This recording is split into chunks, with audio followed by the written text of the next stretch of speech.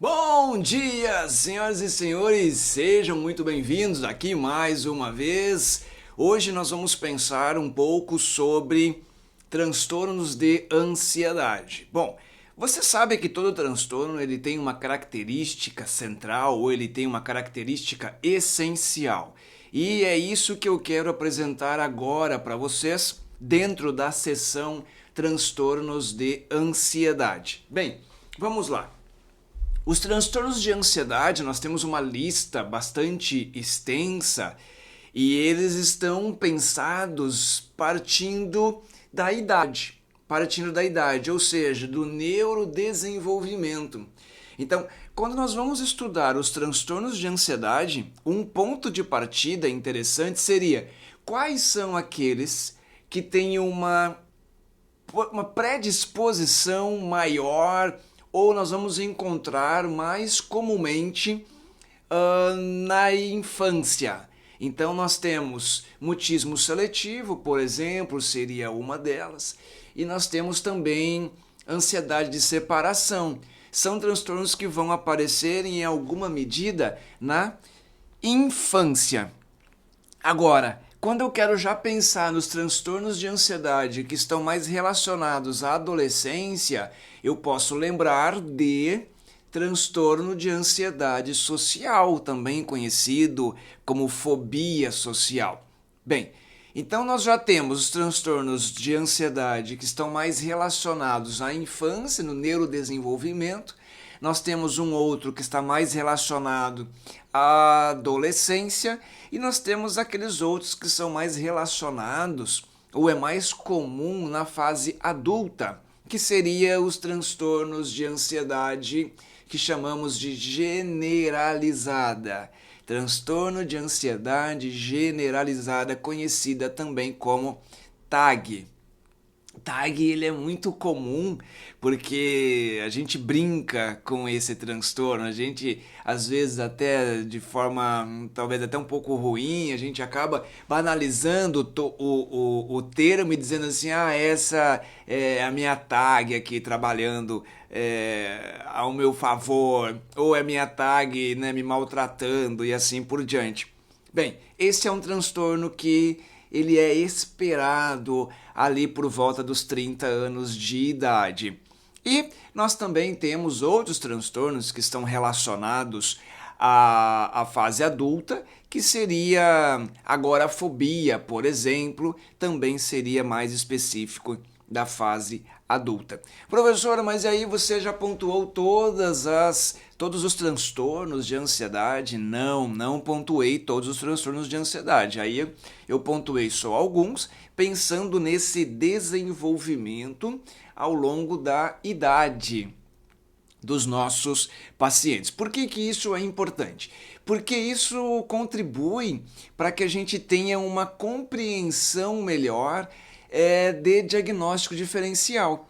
Então, se o seu paciente tem 9 anos de idade, é mais esperado que ele possa ter uma ansiedade de separação. Então, eu tenho que avaliar nessa direção. Porém, eu não posso esquecer que os transtornos de ansiedade, eles não são exclusivos, olha só, eles não são exclusivos de uma única idade. Significa que ansiedade de separação não é exclusivo da infância, da mesma forma que o TAG não é exclusivo da fase adulta. Veja, uma criança de 11 anos de idade poderia ter TAG. Ou um adulto de 20 anos também poderia ter TAG. Então veja que nós não temos, de novo, aí repetindo para você ir gravando essa ideia, nós não temos um transtorno que é específico ou ele é um determinante para uma certa idade, não é exclusivo para uma certa idade. Porém, nós precisamos compreender que ele é mais comum em determinadas idades. Vamos um pouquinho adiante nessa ideia de introdução ou uma conceitualização, né, geral dos transtornos de ansiedade. eu preciso que você grave uma ideia. Se terminar essa aula agora, eu preciso que você tenha gravado uma ideia e aí eu vou escrever ela para você não esquecer dessa informação. Primeiro, uma pausa para o café. Café é vida. Bem, transtorno de ansiedade. Olha para a tela agora, jogador, para você guardar uma informação bastante importante. Ao pensar ansiedade, eu preciso lembrar que ansiedade, ela pode ser normal ou ela pode ser patológica. Certo? Patológica. Ansiedade pode ser normal ou ela pode ser patológica. Bom, o que importa pra gente aqui nessa nossa bagaça, nesse nosso rolê aqui, é o campo patológico. Lembre-se que até esses 5 minutos iniciais, esses últimos 5 minutos iniciais, eu fiquei trazendo uma lista de transtornos que fazem parte da seção transtornos de ansiedade. Então, eu pontuei.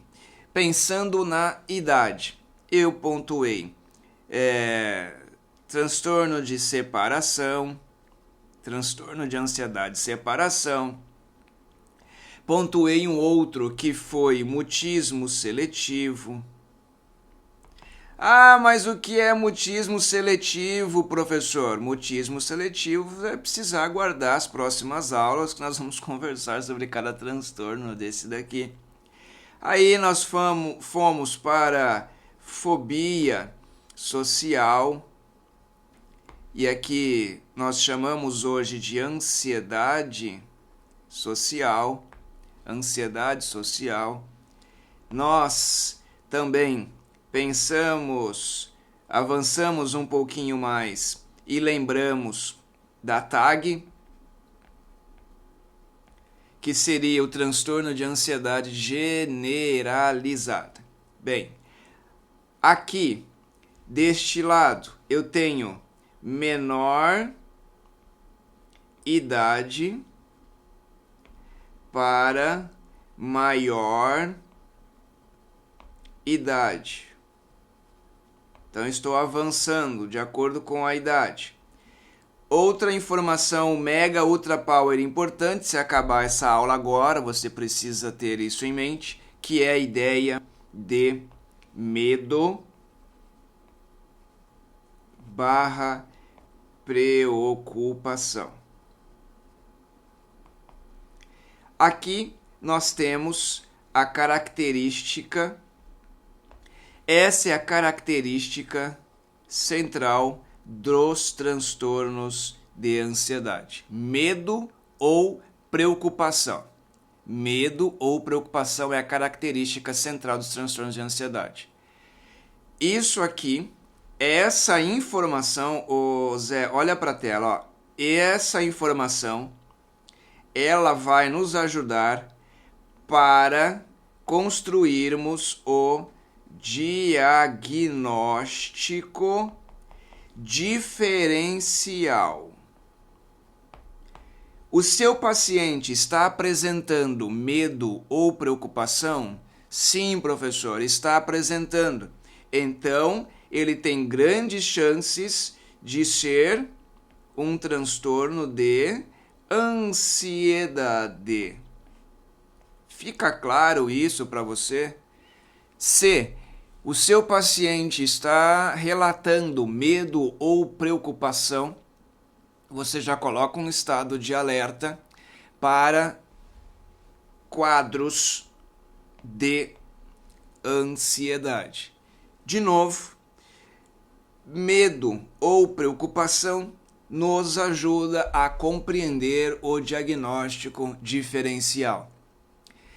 Medo ou preocupação. Eu estou preocupado sobre o que as pessoas vão achar de mim quando eu for apresentar um determinado trabalho?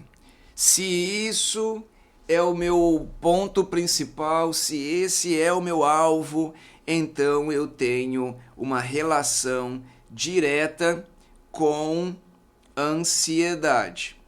Se eu não tenho relação direta com medo ou preocupação, pode ser que o meu caso não tenha o foco principal na ansiedade.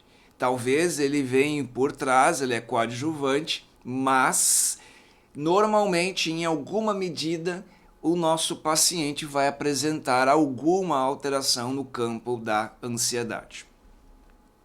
Vamos pensar um pouquinho mais em outra informação bastante importante, lembrando que essa aula ela é mais abrangente, então eu estou falando do todo. Outra informação muitíssimo importante é que normalmente nós temos um tempo de sofrimento. A maioria dos transtornos de ansiedade vão apresentar um tempo em torno de 6 meses, a maioria. Temos algum transtorno que seria com menos tempo? Sim, os do neurodesenvolvimento, separação e mutismo seletivo. Então, eles têm uma duração menor. Agora, e no detalhe, esfria o leite aí, minha senhora, que a gente vai vendo aulas futuras e você vai vendo cada um deles no detalhe. Mas a média é 6. Isso aqui é um ponto muitíssimo importante, porque normalmente nós estamos esquecendo que essas alterações elas precisam estar presentes na maior parte do dia, durante a maioria dos dias nesses últimos 6 meses. Então, não é porque eu estou ansioso uma vez ou outra que eu tenho um transtorno de ansiedade generalizada, por exemplo. Não é porque eu fiquei ansioso no trabalho e fiquei ansioso em casa que eu tenho um transtorno de ansiedade. Não é porque eu fiquei ansioso porque eu tinha que apresentar um trabalho e aí eu tenho transtorno de ansiedade social. Não é por evento isolado, tá? Então nós temos que compreender isso, se há uma repetição, se há uma persistência desses sintomas. Senão, todos nós somos transtornos de ansiedade, todos nós somos TAG, todos nós somos ansiedade social e assim por diante. Até porque, olha de novo a tela aí, ó. Lembra que eu disse que nós temos ansiedade que é normal e temos ansiedade que é patológica. Por que ansiedade normal? Porque nós, em algum momento, nós vamos apresentar sim um grau de ansiedade, que é o nosso corpo se preparando para aquilo que normalmente é novo, para aquilo que eu ainda não tenho repertório. E assim, nós vamos fechando essa nossa aulinha, pensando o que mais que eu tenho de relevante quando estamos olhando para os transtornos de ansiedade. É que, primeiro que normalmente ela vai estar grudada, vai estar muito próxima dos transtornos depressivos. Então esse é um ponto bastante importante para você lembrar durante a sua avaliação, durante a sua entrevista. A relação direta com transtornos depressivos. Uma outra informação e última do dia de hoje significa que eu não posso olhar sintomas isolados. Eu preciso compreender o meu paciente sempre como um todo, sempre no geral e raramente ou evite o máximo possível olhar para o seu paciente de forma isolada, pontual. Sempre olha para o todo e também sempre tenha atenção ao contexto, para entender se aquilo em alguma medida é esperado ou aquilo não é esperado. Bem, muitíssimo obrigado por estar aí, cumprindo aí mais um dia na sua rotina de estudos. É sempre um prazer fazer parte aí do seu dia. Muito obrigado de coração. Fico muito feliz e honrado por finalizar mais uma aulinha aqui da nossa plataforma. Até a próxima.